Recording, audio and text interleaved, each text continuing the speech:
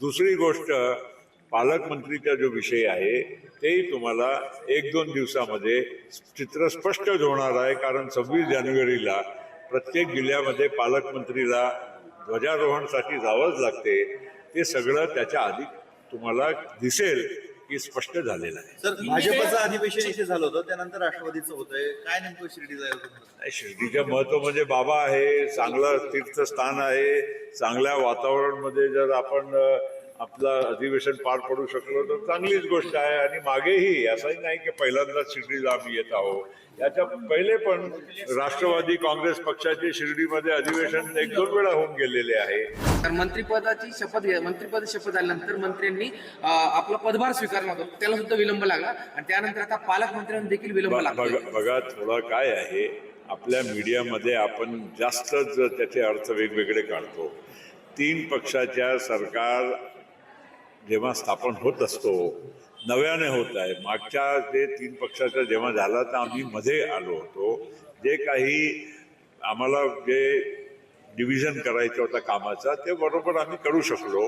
आत्ताही मुख्यमंत्री, दोन्ही उपमुख्यमंत्री आणि 3ही पक्ष म्हणून म्हणजे आम्ही सगळे लोक त्यामध्ये इन्व्हॉल्ड असतो.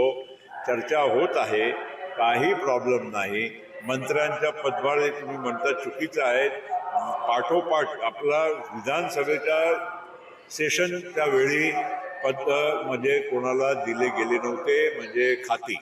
आणि त्याच्यानंतर जे काही आता सुट्ट्या लागल्या, बरेच लोक 7-8-10 दिवसाची सुट्ट्या असल्यामुळे त्यावेळीच त्यांच्या पदभार नाही त्यांनी स्वीकारला. त्या आता कोणी असं मला दाखवा की कोणी पदभार स्वीकारला नसेल. एक. दुसरी गोष्ट, पालकमंत्रीचा जो विषय आहे तेही तुम्हाला 1-2 दिवसामध्ये चित्र स्पष्ट होणार आहे. कारण 26 जानेवारीला प्रत्येक जिल्ह्यामध्ये पालकमंत्रीला ध्वजारोहणासाठी जावंच लागते. ते सगळं त्याच्या आधी तुम्हाला दिसेल की स्पष्ट झालेलं आहे. सर, भाजपचं अधिवेशन इथे झालं होतं, त्यानंतर राष्ट्रवादीचं होतंय. काय नेमकं शिर्डीला आहे? शिर्डीचं महत्व म्हणजे बाबा आहे, चांगलं तीर्थस्थान आहे. चांगल्या वातावरणामध्ये जर आपण आपलं अधिवेशन पार पडू शकलो तर चांगलीच गोष्ट आहे. आणि मागेही असंही नाही की पहिल्यांदाच शिर्डीला आम्ही येत आहोत. याच्या पहिले पण राष्ट्रवादी काँग्रेस पक्षाचे शिर्डीमध्ये अधिवेशन 1-2 वेळा होऊन गेलेले आहे. चांगला परिसर आहे, चांगला धार्मिक भावनांनी, स्वच्छ मनाने आम्ही आमच्या कामाची सुरुवात. साहेब, शेवटचा प्रश्न विचारतो. अजितदादा मुख्यमंत्री व्हावे येत्या काही काळामध्ये, अशी काही बाबाकडे तो विषय नाही. प्रार्थना जे करतो तर आम्ही काही उघड करत नाही की आम्ही काय प्रार्थना केली. ते आम्ही आमच्या मनामध्ये ठेवतो बाबा, आणि आमच्यामध्ये संवाद चालू आहे.